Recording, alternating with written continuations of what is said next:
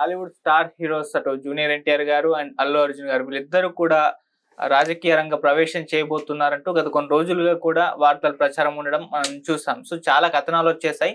అటు ముఖ్యంగా జూనియర్ ఎన్టీఆర్ అయితే ఈ 18న సామాజిక సేవ కార్యక్రమాలు మొదలు పెట్టబోతున్నారు. ఊరువాడ కార్యక్రమాలు ఆయన తొందరలో పొలిటికల్ పార్టీ అనౌన్స్ చేస్తారు. ఇటువంటి న్యూస్ రావడం చూసాం. సేమ్ అల్లు అర్జున్ గారి విషయంలో కూడా అసోసియేషన్ ఏర్పాటు చేశాడు ఫ్యాన్స్ కు సంబంధించి. ఆయన కూడా రాజకీయ పరంగా బిజీ కాబోతున్నారంటూ ఇలా వస్తున్నాయి. సో ఇద్దరు స్టార్ హీరోలు ఎన్టీఆర్ గారు అండ్ అల్లు అర్జున్ గారు సీఎం సీట్ పై కన్నేసారా అన్నట్టుగా కూడా అది మారిపోవడం అనేది జరిగింది. సో దీనికి సంబంధించే ఒకసారి డిస్కస్ చేద్దాం. వీళ్ళిద్దరు పొలిటికల్ ఎంట్రీ ఇస్తారా లేదా, ఇస్తే ఎలా ఉంటుంది, రాజకీయంగా ఎటువంటి పరిణామాలు చోటు చేసుకుంటాయి, దీని గురించి డిస్కస్ చేయడానికి ప్రజెంట్ మనతో పాటు ప్రముఖ సీనియర్ ఫిలిం జర్నలిస్ట్ అలాగే పొలిటికల్ అనలిస్ట్ నారాయణ రాజు గారు ఉన్నారు. వారిని అడిగి తెలుసుకునే ప్రయత్నం చేద్దాం. నమస్కారం సార్. నమస్తే. సో గత 3-4 రోజుల నుంచి కూడా ఈ న్యూస్ లో వైరల్ అవ్వడం మనం చూస్తున్నాం సార్. చాలా అంటే చాలా కథనాలు వచ్చేసాయి, అన్నిట్లో కూడా దాదాపు పబ్లిష్ అయిపోయాయి.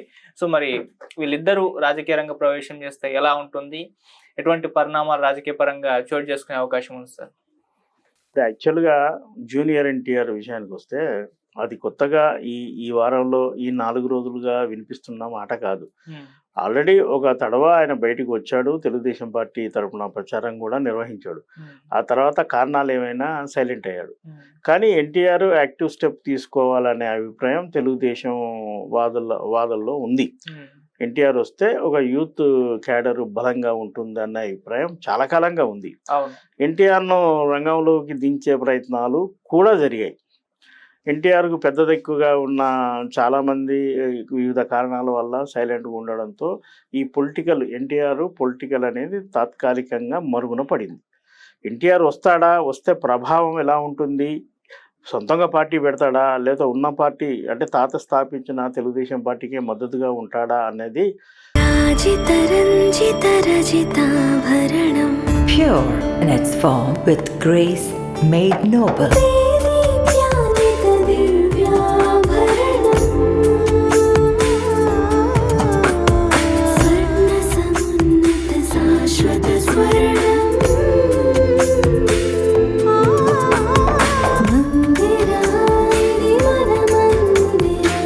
Mandira Premium Silver Jewelry by Manipali.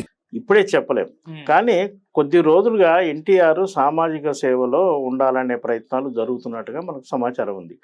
ఒక ఎన్టీఆర్ విషయమే కాదు, దేశవ్యాప్తంగా సినిమా హీరోలు తమ అసంఖ్యాకంగా ఉన్న తమ అభిమానుల్ని ఒక క్రమశిక్షణగా నిలిపి తద్వారా సేవా కార్యక్రమాలు చేయాలన్న ఆలోచన వాళ్ళకుంది. అభిమానులు అంటే కేవలం థియేటర్ వద్ద సందడి చేయడం కాదు, టికెట్లు కొనడం కాదు, వాళ్ళకి ఏదన్నా ఒక పర్పస్, ఒక పని పెడితే వాళ్ళు బాగుపడతారు. తద్వారా వాళ్ళు ఏ హీరోకి అయితే అభిమానులో ఆ హీరోకి కూడా మంచి పేరు వస్తుంది. తమిళనాడులో మన పొరుగున ఉన్న తమిళనాడులో చూస్తే కమల్ హాసన్ కావచ్చు, విజయ్ కావచ్చు, అలాగే కర్ణాటకలో కొంతమంది స్టార్ హీరోల ఫ్యాన్స్ ఈ విధంగానే చేశారు. తెలుగులోకి వస్తే చిరంజీవి ఫ్యాన్స్ కూడా ఒక సోషల్ సర్వీస్ యాక్టివిటీస్లో ఉన్నట్టుగా మనకు తెలిసిందే. ఈ మధ్య విజయ్ దేవరకొండ కూడా అలాంటి కార్యక్రమానికి తన అభిమానుల ద్వారా శ్రీకారం చుట్టారు. అల్లు అర్జున్ కూడా ఒక క్రమశిక్షణగా తన అభిమానులతో సేవా కార్యక్రమాలు చేసే ఆలోచనలో ఉన్నారు. మళ్ళీ ప్రస్తుతానికి వస్తే ఎన్టీఆర్ ప్రస్తుతం ఉన్న పరిస్థితుల్లో అయితే అటు తెలంగాణలో కానీ ఆంధ్రప్రదేశ్లో కానీ ఒక కొత్త పొలిటికల్ పార్టీకి ఆవశ్యకత ఉందా? ఎందుకంటే ఉన్న పార్టీలు చాలా బలంగా ఉన్నాయి. ఉదాహరణకు ఎన్టీఆర్ తెలుగుదేశం పార్టీకి మొగ్గు చూపుతాడు అని భావిస్తే ఆల్రెడీ తెలుగుదేశం పార్టీ అధినేత మన చంద్రబాబు నాయుడు అక్కడ బలంగా ఉన్నారు. ఆయన కుమారుడు లోకేష్ ఉన్నాడు. ఆ తర్వాత అక్కడ ఇంకో క్యాడర్ కూడా ఉంది. అదే ఆంధ్రప్రదేశ్లో పవన్ కళ్యాణ్ జనసేన పార్టీ తరఫున ఆయన ఉప ముఖ్యమంత్రిగా ఉన్నాడు. ఆయన క్యాడర్ కూడా బలంగా ఉంది. వీళ్ళిద్దరికి అపోజిషన్గా నిలబడ్డ వైఎస్ కాంగ్రెస్ పార్టీ కూడా అక్కడ చాలా బలంగా ఉంది. ఇవి కాకుండా అక్కడ చిన్న చితక పార్టీలు కూడా కొన్ని ఉన్నాయి. మరి ఇంత బలంగా ఉన్న పార్టీలో ఒక రాష్ట్రంలో ఒక హీరో పోయి కొత్త పార్టీ పెడితే మరి అంత సామాన్యమైన విషయం కాదు. ప్రతి దానికి మనం తమిళనాడులో విజయ్ని ఉదాహరణగా తీసుకోలేము. ఎక్కడ ప్రాంతీయంగా ఉండే పరిస్థితులు అక్కడ ఉంటాయి. ఇంకోటి ఆంధ్రప్రదేశ్లో రాజకీయాలన్నీ ఎక్కువగా ఈ కులం ఆధారంగా తిరుగుబడుతుంటాయి. ప్రస్తుతం అధికారంలో ఉన్నది ఎన్టీఆర్ సామాజిక వర్గానికి చెందిన చంద్రబాబు అండ్ లోకేష్. కాబట్టి మరి ఎన్టీఆర్ పార్టీ పెడితే ఆ పార్టీ పెట్టడం అంటే మామూలు విషయం కాదు. దీనికి కూడా మళ్ళీ విజయ్ తమిళనాడులో విజయ్ రూపాయి ఖర్చు పెట్టకుండా పార్టీ స్థాపించి అభ్యర్థులు నిలబెట్టి గెలిచాడు కదా అని అనొచ్చు. అన్ని వేళలా ఇది సాధ్యం కాదు. 1981-82లో పెద్ద ఆయన ఎన్టీఆర్ పార్టీ తెలుగుదేశం పార్టీ పెట్టినప్పుడు కూడా అభ్యర్థులు ఏమి ఖర్చు పెట్టుకోలేదు. ఈ రోజున విజయ్ గురించి చెప్తున్నాం కానీ మన పెద్ద ఆయన ఎన్టీఆర్ ఎప్పుడో చేశాడు. కొత్త వాళ్లకు బీసీ వర్గాలకు ఆయన అవకాశాలు కల్పించి గెలిపించుకున్నాడు. పార్టీ ప్రభుత్వం కూడా ఏర్పాటు చేశాడు. మరి అలాంటి పరిస్థితులు ఇప్పుడు ఉన్నాయా? రాజకీయాలు అప్పటికంటే ఇప్పుడు చాలా దిగజారాయి, నేరపూరితమయ్యాయి, చాలా అవినీతిపరమైనవి. ఈ పరిస్థితుల్లో జూనియర్ ఎన్టీఆర్ ముందుకు వచ్చి సొంతంగా పార్టీ పెడితే దానికి మద్దతుగా నిలబడేది ఎవరు, దానికి నిధులు సమకూర్చేది ఎవరు? అదంతా ఇప్పుడు అయ్యే పని కాదు. పైగా ఎన్టీఆర్ కెరీర్ పరంగా చూసుకుంటే ఆయన కెరీర్ ఇంకా అద్భుతంగా ఉధృతంగా అయితే లేదు. ఇంకా ఆయన పుంజుకోవాల్సింది, మంచి మంచి క్యారెక్టర్ చేయాల్సింది, కెరీర్ని ఇంకా ముందుకు తీసుకెళ్లాల్సింది. వయసు పరంగా కూడా పొలిటికల్ ఎంట్రీ ఇచ్చే వయసు కూడా కాదు. కాబట్టి ప్రస్తుతం ఉన్న ప్రచారం అంతా అభిమానులు ఆయన భవిష్యత్తులో ఆయనను రాజకీయాలకు దింపే ప్రయత్నాల్లో భాగంగా చేస్తున్నదని అయితే నేను అనుకుంటున్నాను. ఓకే సార్, దీనిపైన అంటే అఫీషియల్ గా అల్లు అర్జున్ గారి టీం కావచ్చు, ఎన్టీఆర్ గారి వైపు నుంచి కావచ్చు, ఏం ఖండన అయితే లేదు. ఇంత ప్రచారం అయితే జరుగుతున్నప్పటికీ సో వాళ్ళు మౌనంగా ఉండడం అంటే ఇది ఇంకా న్యూస్ స్ప్రెడ్ అవ్వడానికి, ఆ న్యూస్ కి బలం చేకూర్చడానికి దోహదపడుతుందని చెప్పుకోవచ్చు సార్. ఇప్పుడు మీకు ఒక ఉదాహరణ చెప్తా. మెగాస్టార్ చిరంజీవి పార్టీ పెట్టాడు, రాజకీయాల్లోకి వచ్చాడు, విషయం తెలిసింది కదా. దాని ముందు ఏడాది పాటుగా ఒక మీడియా ఆయన మీద ఇలాంటి ప్రాపగాండా సృష్టించింది. చిరంజీవి రాజకీయాల్లోకి వస్తాడు అనేది ఒక గ్రౌండ్ ఏర్పాటు చేసింది. ఆ గ్రౌండ్లో నేను కూడా ఆ రోజున వార్తలు రాసిన దాంట్లో నేను కూడా ఉన్నాను. కానీ ఏనాడు చిరంజీవి దగ్గర నుంచి ఖండన రాలేదు. ఇక రాడేమో, లేదా వస్తే ఈ పాటికి నోరు విప్పి చెప్పేవాడు కదా అని మనకు అనిపించింది అప్పుడు. కానీ కొద్ది కాలం తర్వాత అకస్మాత్తుగా వాళ్ళు నిర్ణయం తీసుకొని, పరిస్థితులు ఏమైందో ఏమో, ఆ చిరంజీవి నటించిన ఇంద్ర సినిమా అనూహ్య విజయం తర్వాత చిరంజీవి ఆలోచన విధానంలో మార్పు వచ్చింది. లేదా అప్పటి వరకు ఆయన మీద ఉన్న ఒత్తిడి కావచ్చు, మీరు రాజకీయాల్లోకి వస్తే బాగుంటుంది అని సన్నిహితులు లేదా ప్రజలు కోరుకోవడం వల్ల ఆయన ఆ రోజు ఆ నిర్ణయం తీసుకున్నాడు. మన తెలుగు రాష్ట్రాల్లో అంటే అప్పటి ఉమ్మడి ఆంధ్రప్రదేశ్లో సినిమా హీరోలు రాజకీయాల్లోకి వస్తే సక్సెస్, ఫెయిల్యూర్ రెండు చూసాం మనం. ఎన్టీ రామారావు సక్సెస్ని చూసాము, చిరంజీవి ఫెయిల్యూర్ని చూసాం. కాబట్టి కొత్తగా వచ్చే వాళ్ళకు ఇవన్నీ పాఠాలు.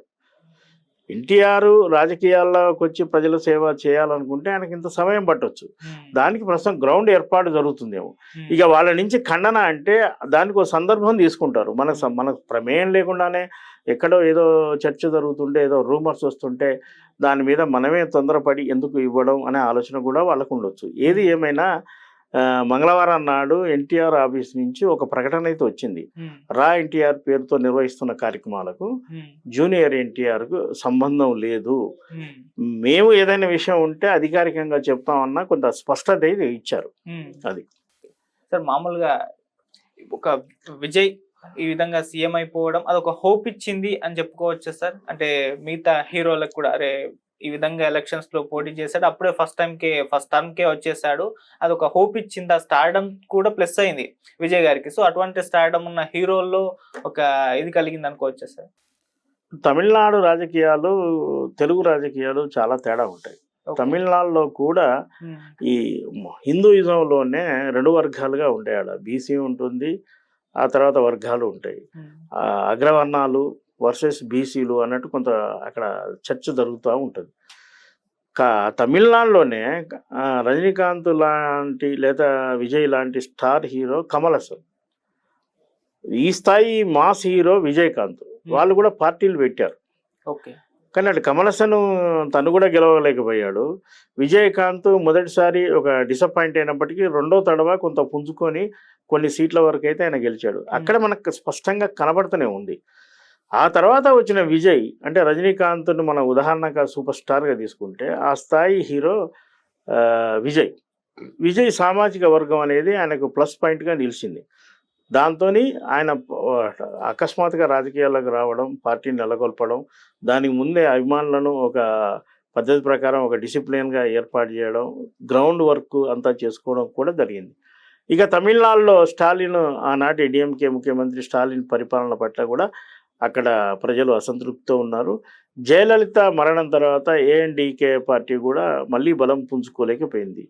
ఆ గ్యాప్ అంటే అన్నా డిఎంకే పార్టీ లేని గ్యాప్లో ఈ విజయ్ పెట్టిన పార్టీ కొంత మేర హెల్ప్ అయింది. ప్రభుత్వం మీద ఉన్న అసంతృప్తి కూడా దానికి కారణమై అక్కడ విజయ్ గెలిచాడని భావించవచ్చు. అయితే విజయ్ గెలిచాడు కాబట్టి అదే అలాంటి సిచ్యువేషన్ మన తెలుగు రాష్ట్రాల్లో ఉంటుందని అనుకోవడానికి వీల్లేదు. తెలుగులో నేను చెప్పాను కదా, పెద్ద అయిన ఎన్టీఆర్ సక్సెస్ ఉంది, మెగాస్టార్ చిరంజీవి ఫెయిల్యూర్ కూడా ఉంది. ఇక్కడ రాజకీయాల్లోకి రేపు అల్లు అర్జున్ వచ్చినా, జూనియర్ ఎన్టీఆర్ వచ్చినా, ఆ రోజున్న పరిస్థితుల్లో వాళ్ళు ఉన్న కేడర్లో వాళ్ళ మాటలు జనాలు నమ్మితే వాళ్ళు గెలిచే అవకాశాలు కూడా ఉన్నాయి. ఇప్పుడే మనం ఏది స్పష్టంగా చెప్పలేము.